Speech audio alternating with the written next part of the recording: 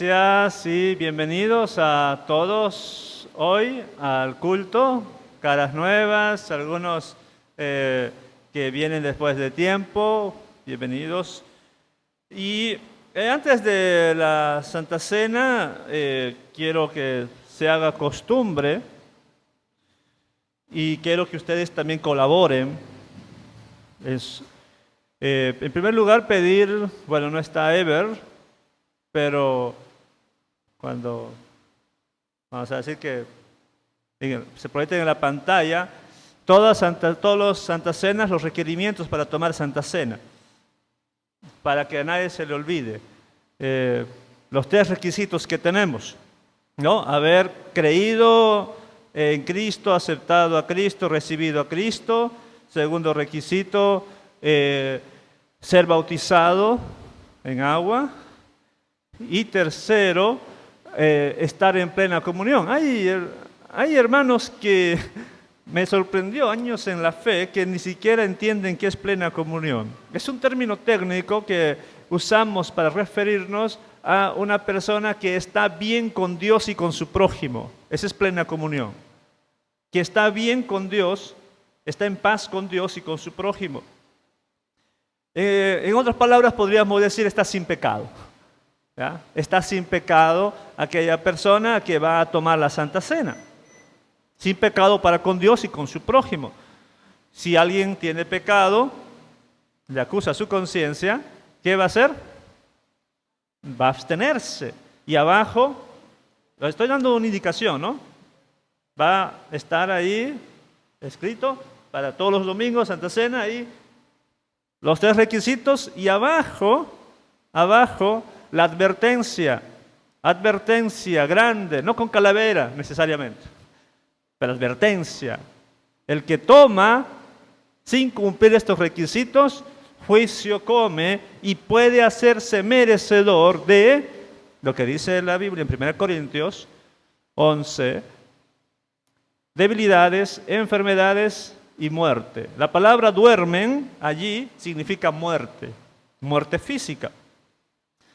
Entonces, eso domingo quizá vamos a tener que proyectarlo antes de Santa Cena para que los nuevos también conozcan y todos los demás también colaboren diciendo, si ven a alguien que está sentado a su lado y va a tomar la Santa Cena o quiere agarrar la copita, quiere agarrar el pan, le ayude o le diga, mire allá adelante, mire la advertencia, si es que no cumples, juicio de Dios vendrá sobre ti. Esto por nuestro propio bien, del que va a participar como de la iglesia en general. A veces no se pone énfasis en esto, a veces solamente se pone énfasis en el pecado personal. Si él peca, es su problema. Que venga el juicio sobre esa persona. A mí no me afecta. No, el pecado personal en una iglesia afecta a toda la iglesia. Tenemos casos en la Biblia, el caso de Acán. Su pecado afectó a Israel, perdió las batallas 2 veces con Ai. Y tenemos el caso de Ananías y Zafira, de la misma forma, se le condena a su pecado porque si seguían viviendo iban a contaminar a toda la iglesia. O sea, el pecado de una persona afecta a toda la iglesia. Por tanto, hay que cuidarnos como congregación también de ayudar a alguien para que no peque, porque si no me afecta a mí también como congregación. Muy bien, hago esta aclaración y voy a procurar que todos los domingos se les recuerde y también ahí en la diapositiva para que todos los que vengan vean. Ahora, requisito que también ponemos es, no importa de qué iglesia vengas, si cumplen los 3 requisitos, no hay problema. Si eres cristiano y asistías o asistes a otra iglesia, estás de viaje en Tapachula y veniste hoy a congregarte con nosotros, toma la Santa Cena, no hay problema. Bueno, me tomo estos minutos porque necesitamos aprender o recordar este asunto. Bueno, ahora sí, Santa Cena, por favor. Gálatas, el libro de Gálatas.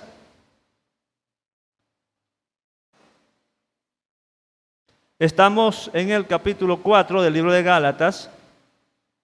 Y en esta ocasión voy a leer algo corto. Versículos 8 al 11. 8 al 11. Bueno, algunas Biblias lo dividen hasta el 10, como párrafo. Otras Biblias hasta el 11. Recuerde que cuando el apóstol Pablo escribió, no lo escribió en párrafo, lo escribió corrido todo, pero es bueno leerlo en párrafos. Gálatas capítulo 4, versículos 8 al 11, dice así: ciertamente en otro tiempo, no conociendo a Dios, servíais a los que por naturaleza no son dioses. Mas ahora, conociendo a Dios, o más bien, siendo conocidos por Dios, ¿cómo es que os volvéis de nuevo a los débiles y pobres rudimentos a los cuales os queréis volver a esclavizar? Guardáis los días, los meses, los tiempos y los años. Me temo de vosotros que haya trabajado en vano con vosotros. no sé, este último versículo, no sé si debe de estar con el versículo anterior, parece más estar relacionado con el posterior, con el 12. Pero comentemos un poco, porque en Santa Cena quiero resaltar algo que Pablo resalta. Usa una especie de argumentación especial para resaltar una verdad. Muy bien, la mayoría vamos a suponer, la mayoría de estos creyentes de Galacia parecen haber sido gentiles o judíos convertidos, pero la mayoría parece ser gentiles, porque se les está diciendo que cumplan la ley judía para ser salvos. Eso es el problema. Judaizantes que dicen, los gentiles, los no judíos necesitan circuncidarse, guardar el sábado, guardar un montón de cosas. Y esos gentiles, por eso digo, la mayoría eran gentiles, porque se menciona allí que ellos servían antes de ser cristianos a los que por naturaleza no son dioses. No se le puede acusar a los judíos de eso. Los judíos, en su mayoría, eran celosos de su religión. Muy celosos de su religión. No se podía decir son idólatras. No se podía decir que son personas que tenían otros dioses. Dirán, pero el Antiguo Testamento, sí, en el Antiguo Testamento eran idólatras. Tenían otros dioses. Pero ya después de que fueron llevados al exilio en Babilonia, la mayoría aprendió que sufrimos todo esto por nuestra idolatría. Por eso es que ya casi no encontramos idolatría en Esdras, en Nehemías, en Ageo, en Zacarías y Malaquías, que son los libros que tratan de la época posterior al exilio. Entonces, la idolatría, adorar a otros dioses, había disminuido. Luego, cuando vinieron los macabeos, los griegos pusieron dioses, ídolos en Jerusalén, y obligaron a los judíos a adorar a esos ídolos, pero los macabeos lucharon contra ellos, los vencieron y se prohibió la idolatría. Entonces no se podía decir los judíos son idólatras, la mayoría no lo eran. Por eso digo que a la luz del versículo 8, la mayoría eran gentiles. Y se está dando su condición como gentiles.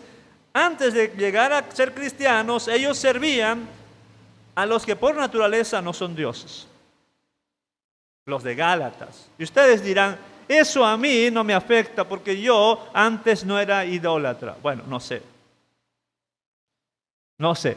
Algunos quizás sí, más que otros. En otro tiempo, ustedes, Pablo va a decir en Efesios, adoraban o servían, obedecían al príncipe de las tinieblas.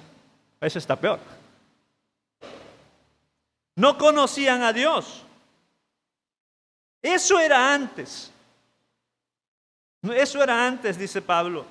Pero ahora, versículo 9, y ahí va el énfasis que quiere dar Pablo y que voy a relacionar con Santa Cena, más ahora conociendo a Dios, porque antes no lo conocían, dice el versículo 8, ahora ya lo conocen, pero luego Pablo parece que se corrige, o mejor dicho, quiere poner un juego de palabras para dar énfasis, añade algo, dice, más bien, o sea, me corrijo,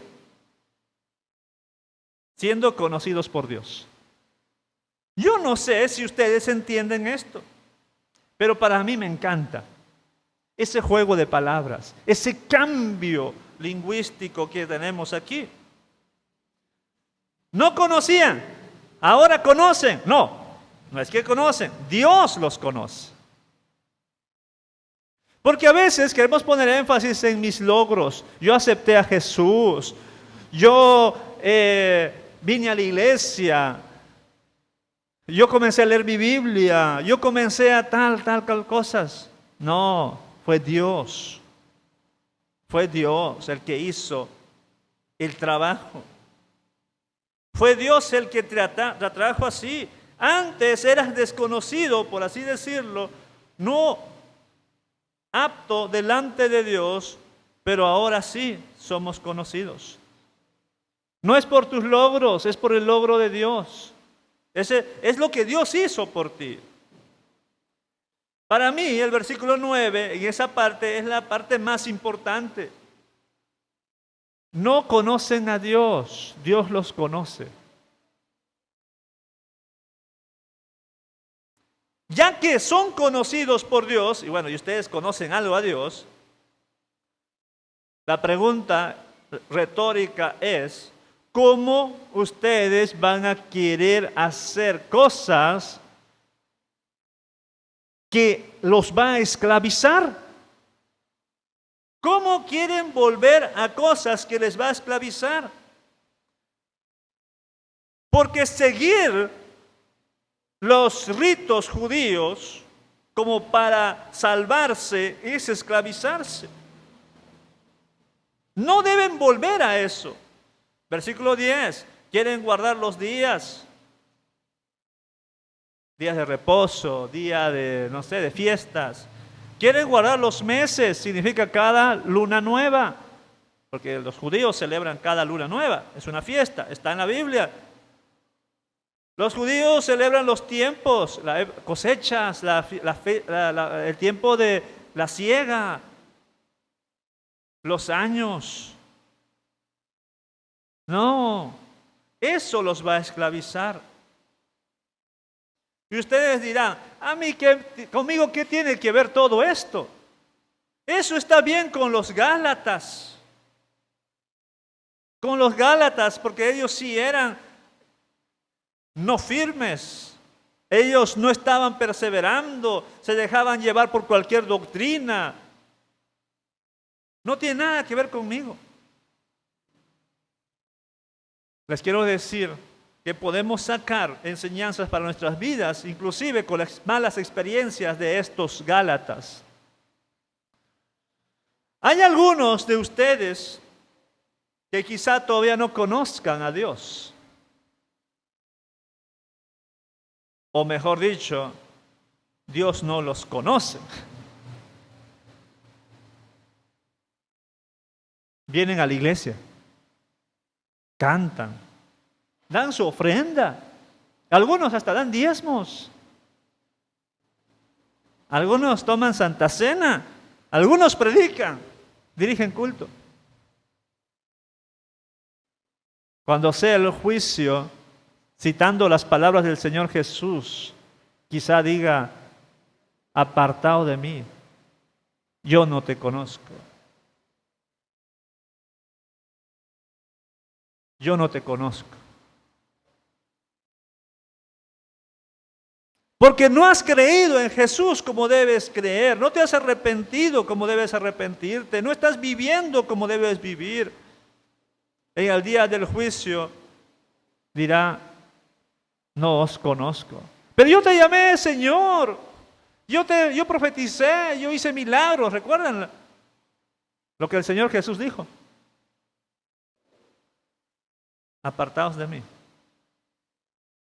nunca os conocí. Entonces, algunos de los que están aquí probablemente no conocen a Dios como debe ser. Todavía siguen sirviendo a los que por naturaleza no deben ser llamados dioses. Siguen sirviendo a placeres, dinero, poder, no sé, pero todavía no se convierten al Dios vivo. Propensos a volver al mundo, a ser esclavos, o siguen siendo esclavos. Pero hay otros que quieren más y más experiencias. Cuidado, por favor, con esto. Porque hay cristianos que están buscando más. No, en mi iglesia no es suficiente. En mi iglesia, en Comunidad de la Gracia, le falta. le falta algo. Ahí no está el Espíritu. O allí le falta mucho para que sea una iglesia verdadera. Y están buscando experiencias por aquí, experiencias por allá.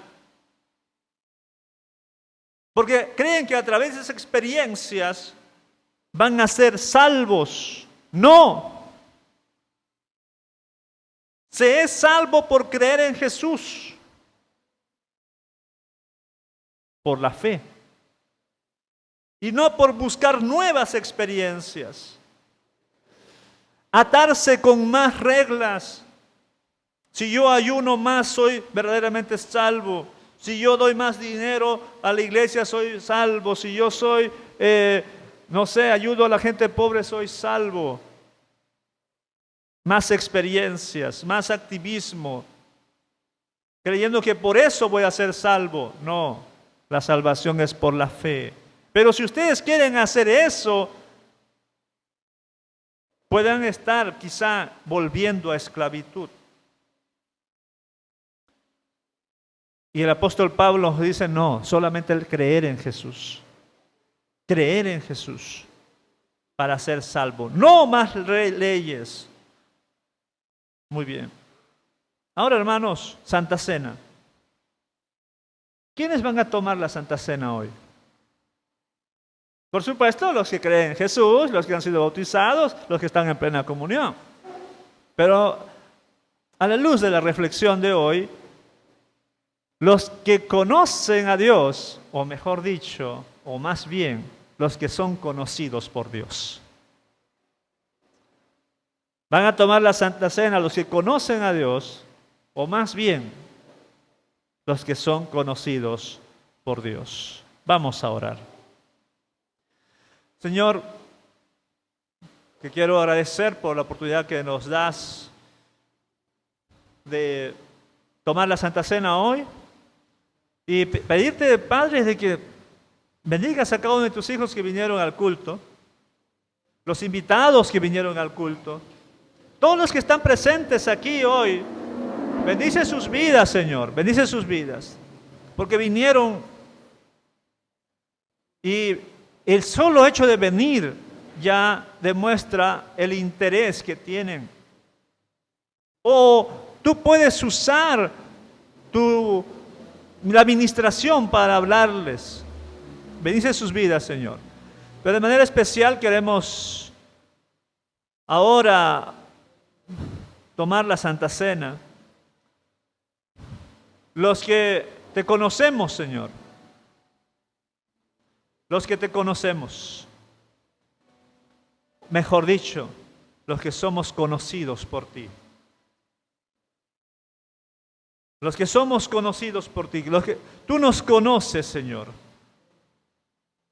Tomar la Santa Cena en gratitud por ese sacrificio de nuestro Señor Jesús que hace posible que podamos conocerte mejor, que seamos conocidos por ti. Bendice el pan que representa el cuerpo de nuestro Señor. Bendice la copa que representa la sangre de nuestro Señor. Y nosotros aquí vamos a tomar, Señor, con gratitud. Bendice a tus hijos, a tus hijas que van a tomar, cumpliendo estos requerimientos previamente ya señalados. Gracias, Señor. Gracias. Oramos en Jesucristo. Amén. Por favor, voy a pedir ahora Gustavo, por favor. ¿Sí?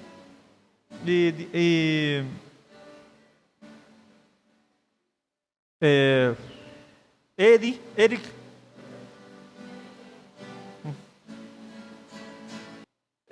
Leamos 1 Corintios capítulo 11, versículos 23 al 26.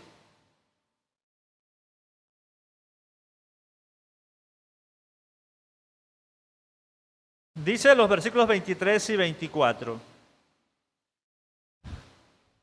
Porque yo recibí del Señor lo que también os he enseñado. Que el Señor Jesús, la noche que fue entregado, tomó pan. y habiendo dado gracias, lo partió y dijo: tomad, comed, esto es mi cuerpo, que por vosotros es partido. Haced esto en memoria de mí. Los que tenemos el pan podemos participar.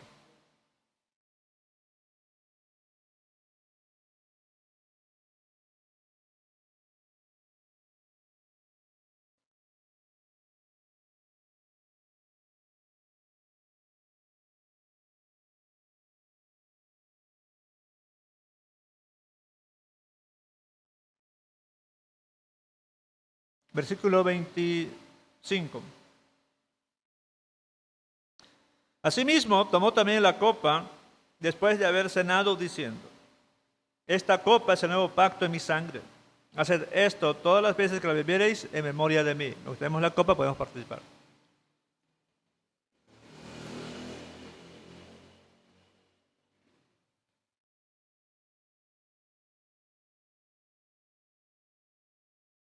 Versículo 26 dice: así pues, todas las veces que comieres este pan y bebieres esta copa, la muerte del Señor anunciáis hasta que Él venga. Oremos. Señor, te agradecemos por permitirnos tomar la Santa Cena hoy. Gracias por tus hijos e hijas que participaron. Y de manera especial te quiero pedir por todos los necesitados, todos los que necesitan de ti, Señor, de muchas formas, sobre todo necesidad espiritual. Los que están aquí o los que no vinieron, que tienen alguna necesidad espiritual. Ten misericordia, Señor, que tu Espíritu Santo los convenza de pecado, juicio, justicia, que se arrepientan. Dales el gozo de tu salvación. Si hay alguien también con otro tipo de necesidades, como trabajo, Señor, tú los proveas. Si alguien tiene enfermedades, Señor, que es muy común, tú sanas, Señor. Sana esas enfermedades. Ayuda a cada uno. Ayúdalos a vivir confiados en ti. Sana sus dolencias. Restaura su salud.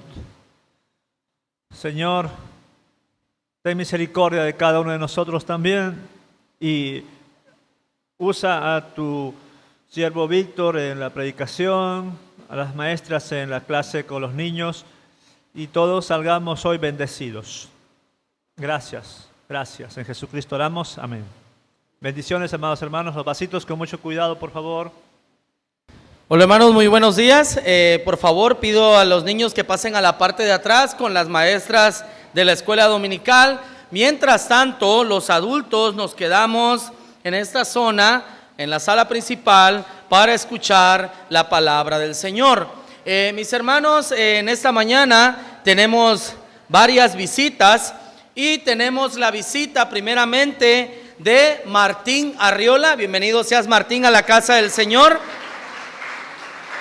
También tenemos la visita de nuestra hermana Doris. Bienvenida a nuestra hermana Doris también a la casa del Señor. Bueno, tenemos la visita también de Lisbeth, prima de Yuri, pero pasó a la parte de atrás. Bueno, también Yuri, bienvenida sea tu prima a la casa de nuestro Dios. También tenemos la visita de don Jorge. Bienvenido sea a la casa del Señor, don Jorge. Y finalmente también tenemos dos regresos de dos hermanas que estaban enfermas. Nuestra hermana Victoria y nuestra hermana Roselia están con nosotros ya en la casa del Señor. Bienvenidas sean, mis hermanas, a la casa de nuestro Dios.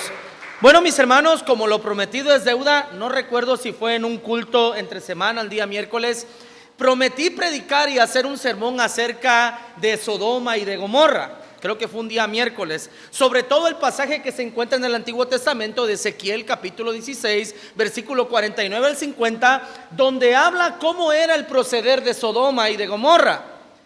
Sin embargo, en esta semana, cuando me encontraba haciendo el trabajo del texto, me di cuenta, o el Señor habló a mi corazón, que era imposible ir a ese lugar sin antes predicar lo que está en Romanos capítulo 1, versículo 18 al 32, que voy a exponer en esta mañana para poder llegar a la predicación del próximo domingo. Así que, por decirlo así, esta predicación que ustedes escucharán en esta mañana es la primera parte. Y el próximo domingo estaremos viendo la segunda parte, tomando como ejemplo a Sodoma y a Gomorra, para que nos demos cuenta que como sociedad y como individuos y familia no estamos muy lejos o no estamos lejos de ellos. Así que por favor vayamos al texto, a Romanos capítulo 1, versículo 18 al 32. Lo vamos a leer. Yo lo leo y ustedes me siguen con la vista. La lectura es amplia, así que mis hermanos, por favor, sigan el texto. Dice así la palabra del Señor: porque lo que de Dios se conoce les es manifiesto, pues Dios se lo manifestó. Porque las cosas invisibles de Él, su eterno poder y deidad, se hacen claramente visibles desde la creación del mundo, siendo entendidas por medio de las cosas hechas, de modo que no tienen excusa. Pues habiendo conocido a Dios, no le glorificaron como a Dios, ni le dieron gracias, sino que se envanecieron en sus razonamientos y su necio corazón fue entenebrecido. Profesando ser sabios, se hicieron necios y cambiaron la gloria del Dios incorruptible en semejanza de imagen de hombre corruptible, de aves, de cuadrúpedos y de reptiles. Por lo cual también Dios los entregó a la inmundicia en las concupiscencias de sus corazones, de modo que deshonraron entre sí sus propios cuerpos, ya que cambiaron la verdad de Dios por la mentira, honrando y dando culto a las criaturas antes que al Creador, el cual es bendito por los siglos. Amén. Por esto Dios los entregó a pasiones vergonzosas, pues aún sus mujeres cambiaron el uso natural por el que es contra naturaleza.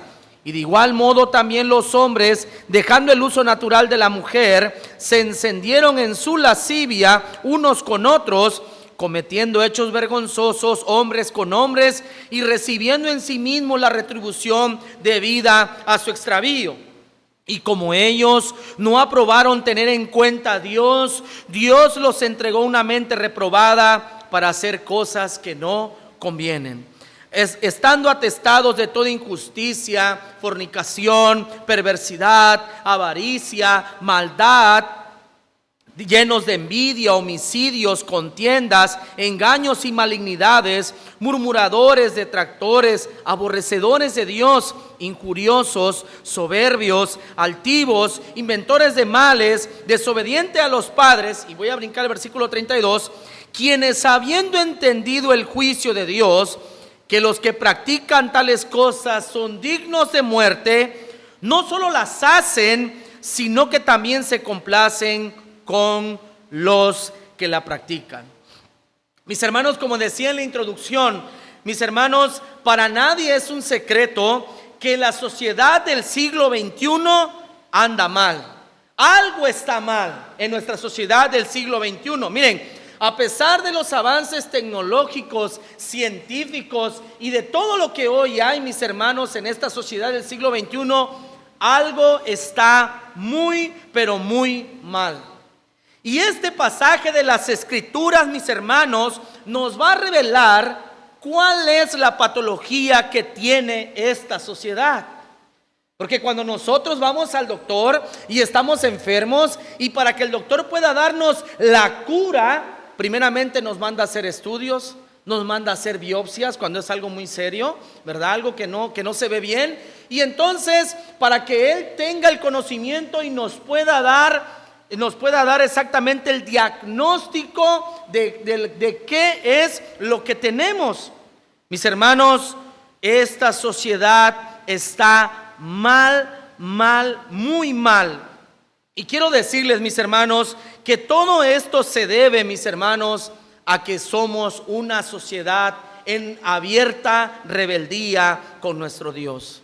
Este pasaje de las Escrituras nos va a dar una tomografía espiritual de la condición humana, que nos va a revelar que la cura no va a provenir de la economía, que la cura no va a provenir de la política, que la cura no va a venir de los estudios académicos. No, la cura proviene del Evangelio de nuestro Señor Jesucristo.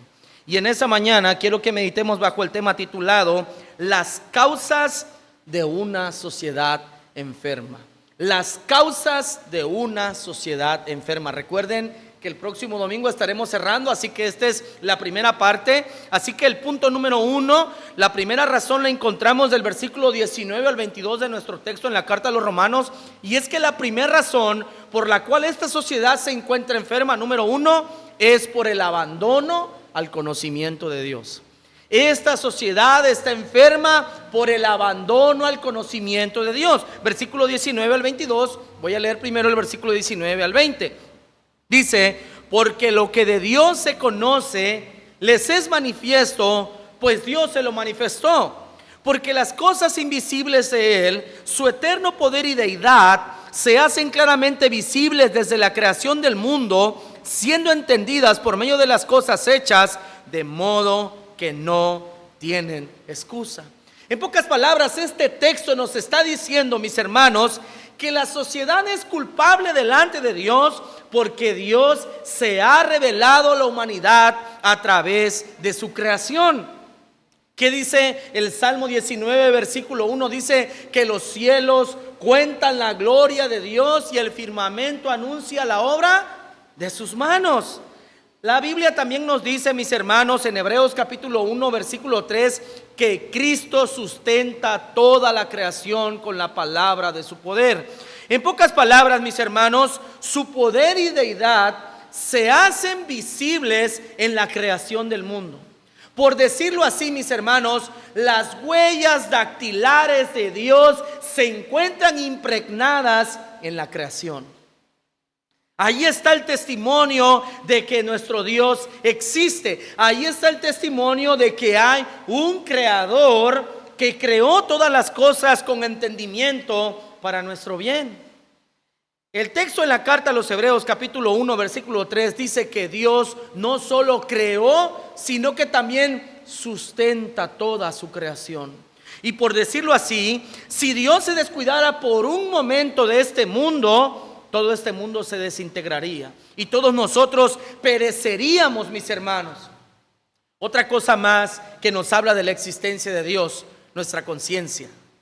Porque nosotros no solamente somos carne, somos materia, tenemos un espíritu. Y mis hermanos, nuestra conciencia proviene de Dios. Eso lo lees en tu casa. Romanos capítulo 2, versículo 14 al 16, nos va a decir que Dios ha puesto una conciencia en cada uno de nosotros. Nuestro hermano Abner nos ayudaba a examinarnos hace algunos minutos. ¿Y qué nos acusa, mis hermanos, delante de Dios? Nuestra conciencia, nuestro pecado. Y eso es algo que Dios ha puesto en nosotros, porque muchos de nosotros desearíamos muchas veces no sentir ni remordimiento por algo que hicimos anterior. Pero nuestra conciencia está allí como una gota continua que no nos deja en paz. Hiciste aquello, tienes que arrepentirte. Ofendiste al prójimo, tienes que pedir perdón. Y es algo, mi hermano, que la conciencia comienza a golpear una y otra vez, y Dios la ha dejado en nosotros. No es que nosotros querramos tenerla, sino es que Dios la dejó en nosotros. Mis hermanos, también, sobre todo, la palabra del Señor da testimonio que nuestro Dios existe. Porque Dios, mis hermanos, es un Dios real, mis hermanos. Ahora, el hombre se niega a obedecer y a glorificar a Dios, aún entendiendo que Él existe. Versículo 21 al 22, noten. Pues habiendo conocido a Dios, o mejor dicho, lo voy a parafrasear, pues habiendo entendido la existencia de Dios, no le glorifican como a Dios, ni le dan gracias, sino que se envanecieron en sus razonamientos, y su necio corazón fue entenebrecido, profesando ser sabios, se hicieron necios. Mis hermanos, ser ateo, ser agnóstico no es por falta de pruebas. No, lo que ellos tienen es, mis hermanos, una falta de integridad intelectual. Porque una persona pensante que fue a la universidad y entiende la complejidad de todas las cosas que hay en este mundo, entiende la perfección de la creación. Y que no puede venir de un accidente y que no puede ser de algo al azar. Mis hermanos, ¿saben cuál es el problema de estas personas que niegan la existencia de Dios? Es que ellos no quieren someterse a Dios para no tener que dar gracias y para no tener que servirle. Porque el texto es claro cuando dice, ni le dieron gracias, dice, y se envanecieron en sus razonamientos y su necio corazón fue entenebrecido. El problema del ateo y del agnóstico, mis hermanos, para no creer, no radica en que Dios no haya pruebas de la existencia de Dios, sino más bien que él no quiere someter su vida a Dios para tener que vivir para la gloria de Él. Mis hermanos, este tipo de personas ateas y agnósticas se dan mucho en las universidades. Personas que sienten que saben todo. Pero mis hermanos, qué bueno que el COVID nos vino a enseñar cuán frágiles somos y cuán diminutos y cuán insignificantes somos en este mundo, mis hermanos, porque una gripe nos puso de rodillas al mundo entero. Y mis hermanos, en el siglo XVII hubo un gran hombre de Dios llamado Blaise Pascal. Este hombre fue un gran matemático, un gran físico, un gran teólogo, un gran filósofo, pero sobre todo un gran hijo de Dios. Y este hombre, mis hermanos, debatía constantemente con sus compañeros catedráticos acerca de la existencia de Dios a través de la creación. Y ellos siempre negaban a Blaise que no existía Dios, etcétera, etcétera. Entonces un día Blaise dijo, voy a hacer una maqueta de la creación de la tierra. Entonces Blaise, mis hermanos, hizo una hermosa maqueta de la tierra y la puso en el pasillo donde solían descansar todos los catedráticos de su tiempo.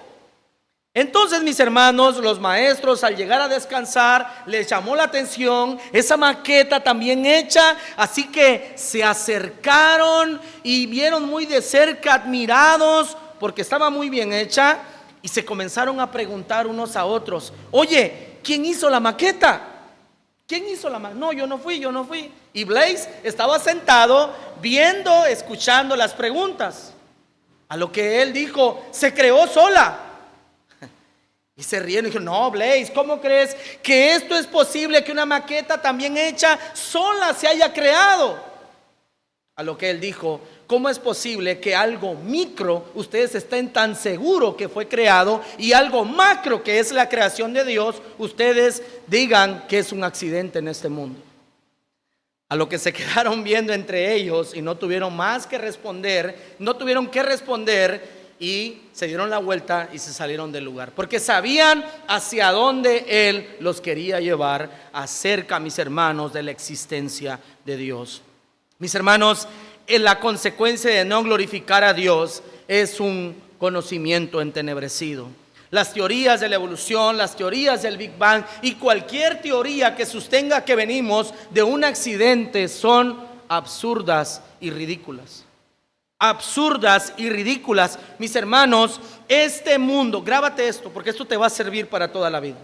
Este mundo está lleno de títulos, pero falta de sabiduría. Hoy hay títulos para todos, para todo y para todos. Pero mis hermanos, la verdadera sabiduría proviene del conocimiento, del temor y de una relación personal con Dios. Proverbios capítulo 1, versículo 7 dice que el principio de la sabiduría es el temor, o sea, el conocimiento de Dios, tener una relación personal con Él. ¿Y qué dice el versículo 22? Profesando ser sabios, se hicieron, ¿qué cosa? Necios. Y eso me recuerda mucho a lo que dice Isaías capítulo 5, versículo 20, cuando dice, a lo malo llaman bueno y a lo bueno llaman malo. Y todo eso hoy, mis hermanos, se lo debemos a las políticas de izquierda. Ahí nada más se las dejo. Se lo debemos a las políticas de izquierda, la cual lastimosamente gobierna nuestro país. Y si nosotros pensáramos un poquito y fuéramos cultos, no estaríamos contentos con esto. No estaríamos contentos con esto. Porque alguien quien conoce la Biblia y conoce los valores que están en la palabra del Señor, no es de izquierdas políticas.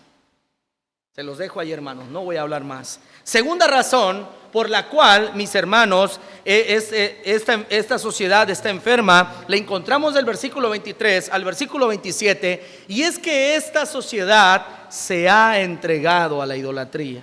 Esta sociedad se ha entregado a la idolatría. Versículo 23 al 27, aunque voy a leer solo del versículo 23 al 24. Dice: y cambiaron la gloria del Dios incorruptible en semejanza de imagen de hombre corruptible, de aves, de cuadrúpedos y de reptiles. Por lo cual también Dios los entregó a la inmundicia en las concupiscencias de sus corazones, de modo que deshonraron entre sí sus propios cuerpos. Mis hermanos, lo primero es que esta sociedad, lo segundo es que esta sociedad se ha entregado a la idolatría. Y con esto ha quebrantado el primer y el segundo mandamiento que está en Éxodo capítulo 20, versículo 3 al 4. No te harás imagen de lo que está arriba ni de lo que está abajo, porque yo soy Jehová tu Dios, fuerte y celoso. Es el quebrantamiento del primer y el segundo mandamiento. Mis hermanos, quiero decirte algo bien importante. Cuando el hombre no adora al Dios verdadero que se revela en la palabra del Señor, en la persona de Jesucristo, entonces comienza a adorar a los ídolos. ¿Por qué? Porque Dios puso en nosotros eso de ser adoradores, pero para Él. Y cuando el hombre desconoce a Dios o al verdadero Dios, o lo que decía Pablo, siendo que ahora ustedes son conocidos por Dios, y yo espero que todos los que estamos aquí adoremos al Dios verdadero, pero cuando no se conoce al Dios verdadero, nosotros adoramos cualquier cosa. Y en estos días, la religión más grande a nivel nacional, podemos ver cómo las personas van cargando simples muñecos con gran reverencia. Y no son más que eso, muñecos. Y Dios dice y lo prohíbe. Mis hermanos, en aquellos días, en el primer siglo y sobre todo anteriormente hablando del pueblo de Israel, los cultos idolátricos eran caracterizados por grandes orgías sexuales, donde se contaba con sacerdotisas prostitutas, etcétera, etcétera, etcétera. Lo que vemos en el Antiguo Testamento. Ahora, mis hermanos, tal vez hoy no exista esos cultos sexuales que habían en la antigüedad, pero mis hermanos, al adorar un pedazo de piedra, un pedazo de palo, un pedazo de cerámica, estamos ofendiendo a Dios. Y si nosotros nos ponemos a ver en el INEGI las encuestas de cuántas personas se declaran seguidores de la religión más grande en este país, casi el 90% se declaran católicos romanos. Eso significa que la gran mayoría de nuestro país son idólatras. Y debido a la idolatría, mis hermanos, ofendemos a Dios. Ahora, tal vez alguien aquí diga, bueno, me salvé. No, hermanos, nosotros también luchamos con otros ídolos. ¿Saben como cuál? Como el culto al cuerpo, como la posición social, como el culto a la tecnología, como el culto al intelecto, como el culto también a la sexualidad. También de eso podemos ser idólatras en gran manera. Mis hermanos, ¿cuántas horas pasamos con el teléfono celular viéndolo? Yo les aseguro que todos los que estamos aquí, mínimo 2 horas pasamos con el teléfono. Mínimo. Y otros más. Y otros hasta ni duermen por estar en las redes sociales toda la noche. ¿Cuánto tiempo pasamos en oración, en meditación, en leer la Biblia? Miren, hermanos, yo les recomiendo algo que a mí me ha servido. Busquen un lugar solo, ya sea en su casa, en el cuarto, en la montaña, en el campo, y de verdad, supervisen su vida. ¿Qué están haciendo bien que agrada a Dios? ¿Y qué están haciendo mal que desagrada al Señor? Eso se llama meditación. Y no necesitamos ponernos en trance, con los ojos abiertos, mirando al cielo, platicando con Dios. Dios nos da el entendimiento en nuestros corazones. Mis hermanos, la idolatría es un pecado el cual Dios castiga grandemente, y las consecuencias de la idolatría son grandemente nefastas. ¿Y saben cuál es una de esas grandes consecuencias de la idolatría? La homosexualidad. la perversión sexual. Versículo 25 al 27. No lo estoy diciendo yo, lo dice la palabra del Señor. Dice así: ya que cambiaron la verdad de Dios por la mentira, honrando y dando culto a las criaturas antes que al Creador, el cual es bendito por los siglos. Escucha la consecuencia. Por esto Dios los entregó a pasiones vergonzosas, pues aún sus mujeres cambiaron el uso natural por el que es contra naturaleza, y de igual modo también los hombres, dejando el uso natural de la mujer, se encendieron en su lascivia unos con otros, cometiendo hechos vergonzosos, hombres con hombres, y recibiendo en sí mismos la retribución debida a su extravío.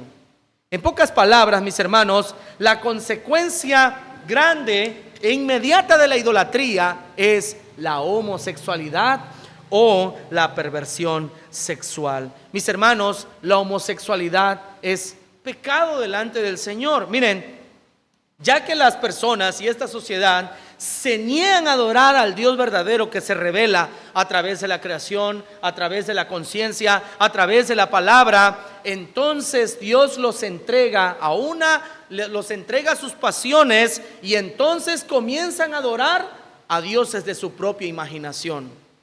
Y mis hermanos, Dios los encontró culpable y los entregó a pasiones vergonzosas. Mis hermanos, con esto podemos decir que el homosexual no nace, sino que se hace, porque eso sí es una construcción social, el homosexualismo, el lesbianismo y los géneros no binarios, y que esa es una construcción social. Pero ser hombre y ser mujer no es una construcción social, es algo genético que está en nosotros, porque Dios así nos ha creado.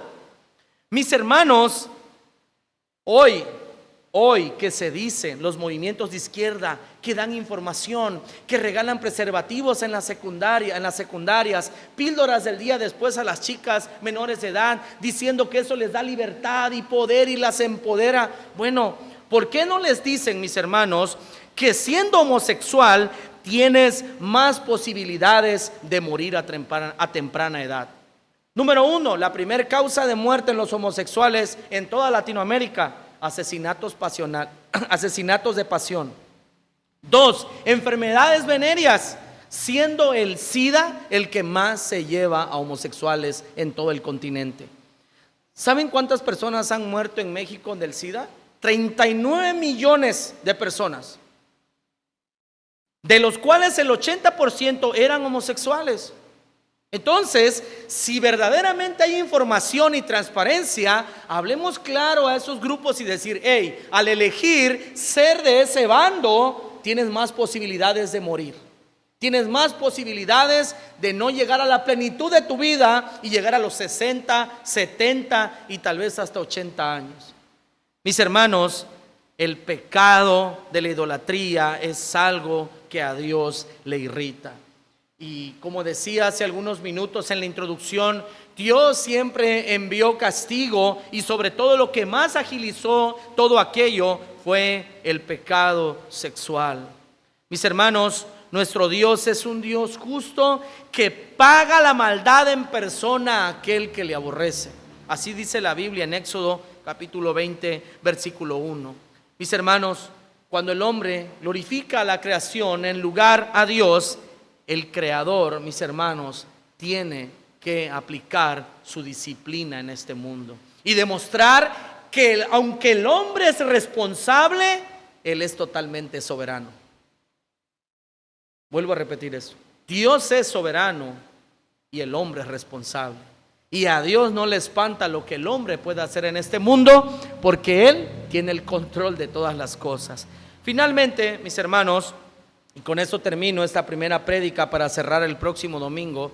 Esta sociedad se encuentra enferma, versículo 28 al 32, porque tienen una transgresión abierta o un repudio abierto hacia los mandatos de Dios. Esta sociedad está enferma porque repudian los mandatos y los valores que Dios ha revelado en su palabra.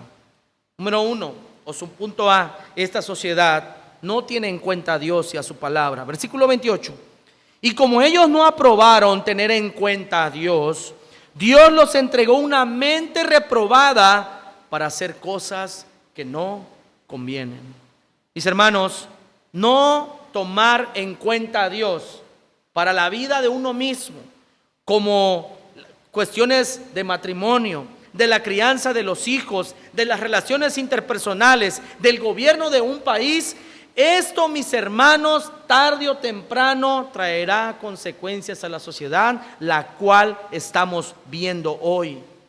¿Cuáles? Consecuencias como el homosexualismo, el lesbianismo, el aborto, la zoofilia, el relativismo, el avance de la izquierda política en todo el continente. Personas que con unos cuantos pesos que les regalan dejan que los gobiernen, porque no han comprendido la verdad de Dios. Cuando nosotros entendemos que Dios dice no al aborto, no a la supremacía feminista, no, mis hermanos, a la legalización de las drogas y todo aquello, nosotros comenzamos a decir, ese partido no me conviene. Y es allí cuando ni una persona que dice amar a los pobres, porque así era Hitler, que decía que él amaba a Alemania y Alemania era su novia y no tenía tiempo para nadie más. Y entonces cuando una persona dice yo amo a los mexicanos y con eso los conquista, un gobierno de saliva, es allí cuando nosotros vamos en contra de Dios.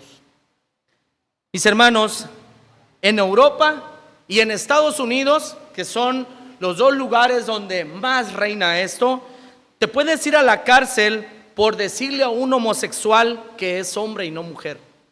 Así, te vas a la cárcel, así de simple. 2, te pueden expulsar de la universidad en los Estados Unidos si tú oras. Si a ti te da por orar o leer la Biblia en el campo, te expulsan de la escuela. Pero no importa que tú te drogues, que tú tengas sexo dentro de las instalaciones, porque eso al final y al cabo no ofende a nadie. Pero si tú quieres leer la Biblia y orar, entonces estás dañando grandemente al campus. Mis hermanos, no solo practica el pecado esta sociedad, sino que está abiertamente en contra de los mandatos de Dios, y eso es lo más peligroso. Versículo 29 en adelante dice: estando atestados de toda injusticia, fornicación, perversidad, avaricia, maldad, y lo que más me llama la atención en el versículo 30, aborrecedores de Dios, injuriosos, y termina diciendo el versículo 32, quienes habiendo entendido el juicio de Dios. ¿Qué significa eso? Que Dios existe, que Dios, mis hermanos, tiene el control y que en algún momento vamos a entregar cuentas delante de Él. Quienes habiendo entendido eso, no solamente dice, quienes habiendo entendido el juicio de Dios, que los que practican tales cosas son dignos de muerte, no solo las hacen, y aquí quiero llegar, no solo las hacen, sino que también se complacen con los que la practican. Hermano, vivimos en un estado laico, donde detrás de tu casa tú puedes hacer lo que se te pegue la gana. Dice un expresidente que el respeto al derecho ajeno es la paz. Tú puedes hacer con tu vida lo que quieras. Puedes morir de borracho, de drogadito, de homosexual, lo que quieras. Pero no me obligues a mí y a mí menos te metas con mis hijos a decir cómo tengo que criarlos. ¿Qué tengo que hacer? Eso sí que no. Tengo amigos incluso que son homosexuales. No me importa. Ese es su problema delante de Dios. Saben que ellos están mal. Pues no me interesa. Pero no me digas a mí cómo tengo que criar a mis hijos. ¿Qué tengo que hacer en mi casa? Ni el gobierno tiene la autoridad de hacer aquello. Y si hoy lo está haciendo, es debido a que tenemos el entendimiento todavía entenebrecido. Porque el pueblo por la ignorancia muere, mis hermanos. Y nosotros como pueblo de Dios tenemos que ser sal y luz para este mundo. Tenemos que ser los primeros en conocer lo que está mal y lo que está bien en nuestra sociedad. No es posible que a una cristiana que creció en una iglesia cristiana se vuelva parte del movimiento feminista. No lo puedo creer. No puedo de verdad creer que una persona que ha crecido en la iglesia hoy esté con el gobierno que nos está gobernando. No lo puedo creer. Hermanos, no se trata de la fidelidad al pastor, a una iglesia, es a Dios. Y Dios está por encima de todos y de todo, incluso de nosotros mismos, porque nosotros somos aves de paso. Hoy estamos en este mundo, mañana no estamos, pero ¿qué le vamos a dejar a nuestros hijos? Que al rato mi hijo tenga que callar porque alguien que se siente un animal o lo que sea, no le pueda decir nada y él actúe como quiere y tenga que obligar a mis hijos a someterse a ellos. Yo no estoy dispuesto. Prefiero morir de pie y no vivir arrodillado toda mi vida. Y no lo hago por mí, lo hago por la gloria de Dios y porque me preocupan mis hijos, hermanos. Yo soy un hombre de 36 años. Nadie va a cambiar mi forma de pensar. Aunque me regalen montones de dinero, no van a cambiar mi forma de pensar. Porque quien conoce a Dios, de verdad, a través de la palabra de nuestro Dios, entiende lo que está bien y lo que está mal. Para concluir, mis hermanos, quiero decirles que la enfermedad que experimenta nuestra sociedad no va a encontrar cura en el capitalismo, en el socialismo, en las filosofías humanas, en las agendas de la ONU. La cura para la enfermedad terminal de esta sociedad es el Evangelio de nuestro Señor Jesucristo. En el Evangelio, por eso dice Pablo en Romanos capítulo 1, versículo 16 al 17, porque antes de esta noticia terrible viene la buena noticia, y es que no me avergüenzo del Evangelio, porque es poder de Dios para salvación a todo aquel que cree, al judío primeramente y también al griego. Porque en el Evangelio la justicia de Dios se revela por fe y para fe, como está escrito, mas el justo por la fe vivirá. Es solo a través de la persona de Cristo y del Evangelio en quien nosotros encontraremos no solo la cura espiritual, sino también la cura intelectual para nuestras almas. Porque este libro no solo arroja luz para salvación eterna, sino también nos prepara para la eternidad en este mundo, viviendo como a Dios le agrada. Mis hermanos, hoy nosotros somos parte de esta sociedad, todos los miembros de Comunidad de la Gracia. Hay que proclamar, mis hermanos, que solamente el Evangelio de Jesucristo es la cura para todos los males. Proclamemos a Cristo y a este crucificado. Que Dios nos ayude, mis hermanos, a vivir para la gloria de Dios en medio de una sociedad que se encuentra enferma delante de Dios. Vamos a orar, vamos a darle gracias a Dios por su palabra. Señor, te damos gracias por tu palabra. Gracias, Señor, porque en esta mañana nos has hablado. Te pedimos, Señor, que nos ayudes a guardar tu palabra, a ponerla por obra. Y, Señor, si alguno de nosotros se encuentra en contra tuya, Señor, corriendo bajo los valores y los principios de este mundo, perdónanos, Señor. Ayúdanos a dar media vuelta por tu espíritu y tu palabra, y ayúdanos, Señor, a guiarnos hacia tus brazos. Ayúdanos, pues, Señor, a ser hacedores de tu palabra, porque te lo pedimos en el nombre de Jesús. Amén y amén.